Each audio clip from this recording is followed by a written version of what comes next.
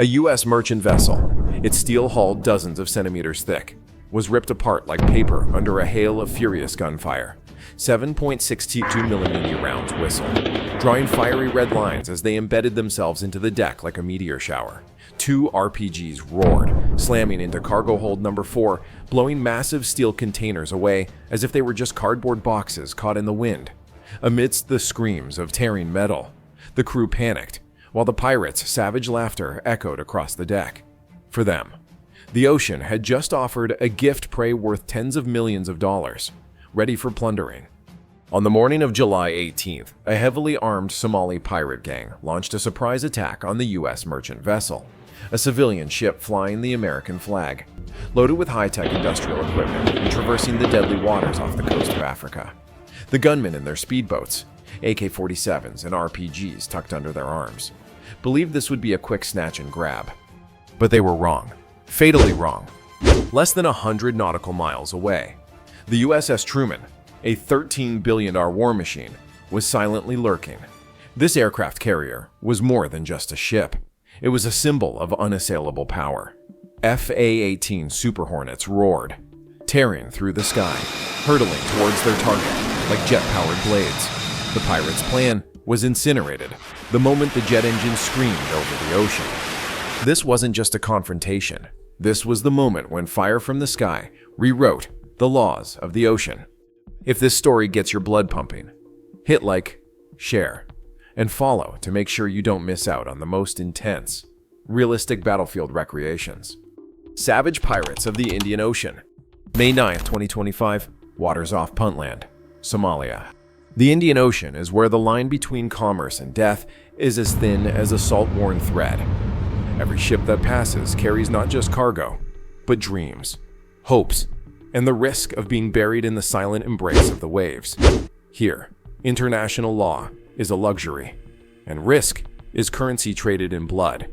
For 30 Somali gunmen that day, what they saw wasn't a ship, but a floating bank and the biggest score of their lives.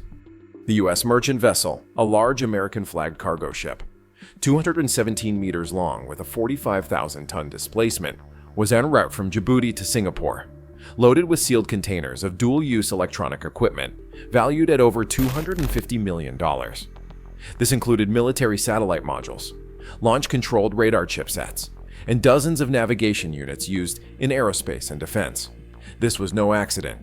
These containers had just been removed from a joint military depot in Djibouti, being transported via a commercial route to avoid attention.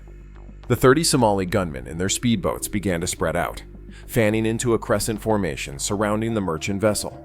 They didn't speak, didn't negotiate. The first burst of AK-47 fire tore through the air, striking the hull as if to awaken the ocean's conscience. Immediately after, an RPG-7 fired, its grenade exploding among the cargo containers, causing a violent tremor that made the bridge lights flicker off then back on in a flashing red warning. The sound of metal clanging, bullets piercing steel walls. A sailor was hit in the shoulder, collapsing, rolling to the edge of the deck, nearly falling into the sea. 2 others dragged him behind a row of containers, blood staining the deck, which vibrated under the footsteps of approaching death. Keane knew they couldn't hold out. The ship's weapons were just a few old shotguns and pistols, more for deterrence than actual combat. He wasn't one to panic easily, but he knew better than anyone this wasn't a battle to win, but to survive until they could call home. He pressed the button to switch to internal channel 2, his voice low but steel firm. Citadel, immediately. Bring the injured. Lock the door from the inside. The Citadel was designed to withstand small arms fire, and breaching attempts for 3 hours. It had its own ventilation system, backup batteries, independent satellite communication, and most importantly, equipment to send a Tier 1 military distress signal. When the Citadel's final door closed, the outside sound was almost completely cut off, but no one inside felt safe. Everyone stared at the small display screen, waiting for the signal light to turn from yellow to red, meaning the distress call had reached the right hands, those who could decide their fate. The Special Rescue Operation. The signal was rerouted to the aircraft carrier, USS Truman, operating off the Seychelles. The tactical map updated after 2 calculation cycles. All processors assessed the situation at the highest priority, Estimated response time under 35 minutes. There was no room for any delay. The flight deck began to rumble. Lifts slowly raised aircraft from the hangar. Rotors spun in arcs of pressure. The cutting wind whipping across the deck, making mooring lines sway. A squadron of MH-60 Seahawk helicopters was towed into position, ready for launch. Flaps extended. The FLIR cameras mounted beneath their noses reflected metallic light through the salt spray still clinging from the previous night's patrol. Hydro rocket pods were loaded. Machine gun ammunition was checked one last time. Beside the Seahawks were two AH-64 Apache attack helicopters. Beneath their bellies, the M230 guns were being calibrated for a low angle of attack. The muzzles, freshly oiled, gleamed gray in the morning mist. Two clusters of Hellfire missiles attached to their sides were being powered up. The duty pilots boarded their aircraft, their faces expressionless. Inside the staging area, 3 MH-60 Black Hawk helicopters had completed their checks. The entire Special Forces team was ready. Fully armed SAPI body armor, HUD-integrated night vision goggles, automatic rifles, thermal breaching tools, rappelling ropes. Not a word was spoken. No eyes strayed from their positions. At the carrier's command center, infrared imagery from the reconnaissance UAV displayed the latest data. The hijacked ship was clearly visible in the dark waters. The deck showed at least 18 biological signatures, armed with long guns, positioned in a dispersed tactical pattern. Inside the hull, an oval biological heat cluster indicated a stable status. The crew had not broken. Their position was determined to be in the midsection of the hull, beneath 3 layers of containers. The deployment order was issued via high-frequency waves. Below the surface, the helicopter formation lifted off, cutting through the waves towards their target. On the water, each rotor beat sent a shockwave for nautical miles. The entire surface of the sea began to vibrate. Altitude was kept low, close to the waves, to avoid radar signals from shore. The flight path was locked onto coordinates directly from the UAV.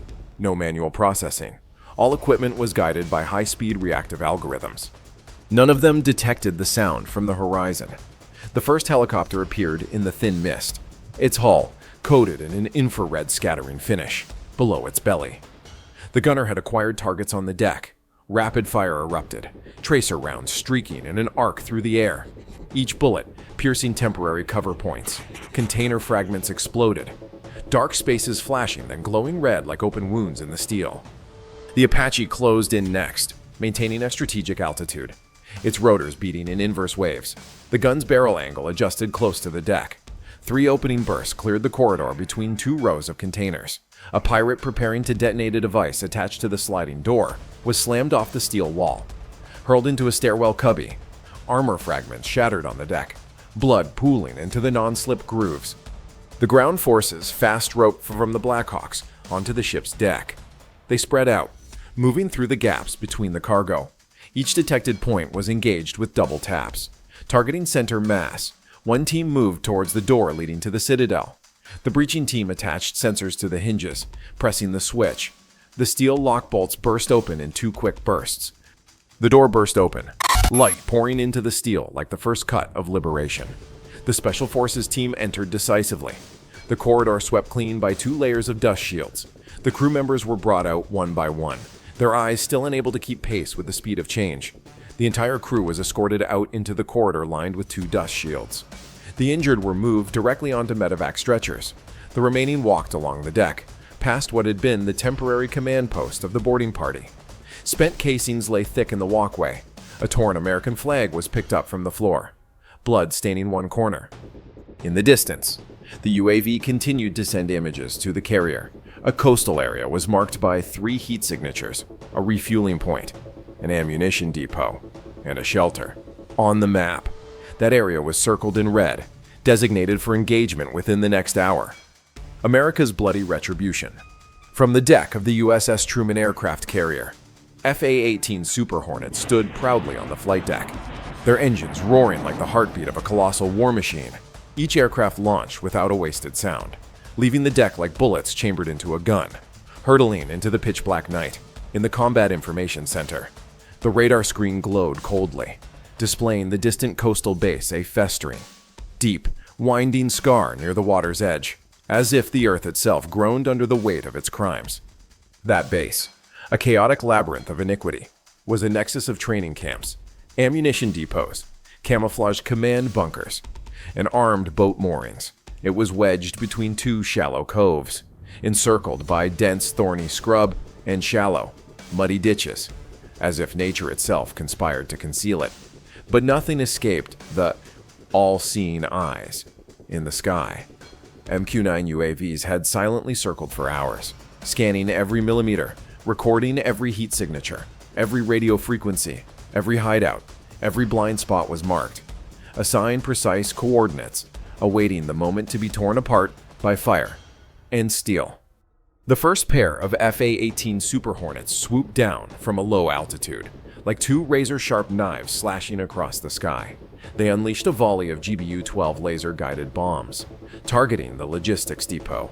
The first explosion ripped through the night, a blinding flash erupting along the base's eastern flank, like a blade of fire cutting through flesh. The flames spread rapidly, engulfing the fuel storage area in a chain reaction of explosions. Fuel drums became improvised cannon shells, exploding repeatedly, steel shrapnel sharp as daggers embedding in tree trunks, tearing through tarpaulins, and even the bodies of those who hadn't managed to flee. Thick black smoke billowed upward, as if the base's soul was being sucked into oblivion. The third Hornet banked, screaming along the sandy shore, two Hellfire missiles leaving their pylons, howling like predatory beasts. A pickup truck, reversing frantically, tires spinning in the sand, suddenly took a direct hit. The explosion hurled it into the air, transforming it into a spinning fireball, throwing two gunmen clinging to the truck bed away like cut puppets. Nearby, a command bunker, cleverly camouflaged with jungle netting and dry branches, disintegrated under the power of a CBU-87 cluster bomb.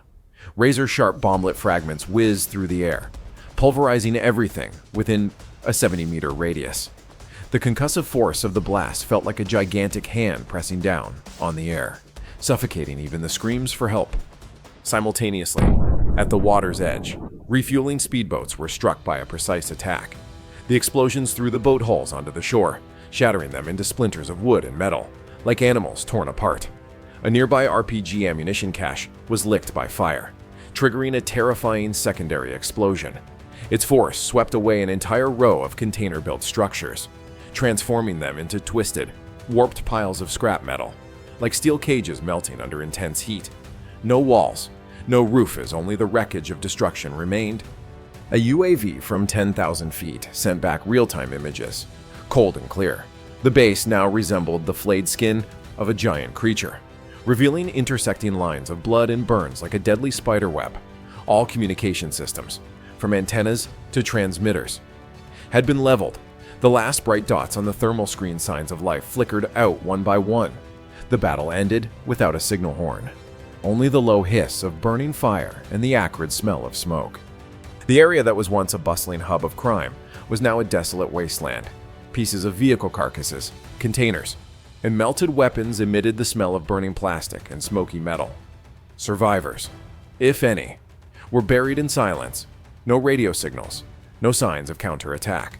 The rain of bombs fell without a single bullet fired in return, as if the base had surrendered to fate even before the battle began. The fate of those who provoked the number one power. When the last explosion subsided, satellite imagery showed that the largest pirate base in the Somali waters had been wiped clean.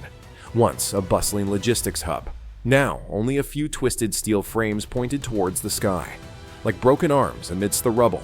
No one had time to retreat. No one had the strength to resist. Although there was no official declaration, the strike from the American aircraft carrier sent a message that shook the entire Indian Ocean. Other pirate gangs, scattered along the Gulf of Aden, heard the news through crackling radio signals. One of their strongest strongholds had been completely destroyed. Satellite images recorded suspicious vessels lingering on international shipping lanes quickly turned around, disappearing from radar. Makeshift coastal repair shops closed down. Oil depots were abandoned. Even the operators themselves set fire to supply stations to erase any trace. Without public orders, the pirate gangs disbanded by instinct for survival. They knew well any further action could lead to a similar end. In Mogadishu, those who had secretly provided protection for pirate operations no longer dared to meet openly. According to U.S. military satellite sources, Shipments of ammunition were destroyed by the recipients themselves, mid-route to avoid implication. Coastal gathering points, which once facilitated hundreds of millions of dollars in ransom payments annually, became desolate wastelands overnight. In small ports that had served as temporary bases, local residents hastily burned down tents, erased all traces, and cut mooring lines. They acted not out of righteousness, but out of fear of attacks from the sky.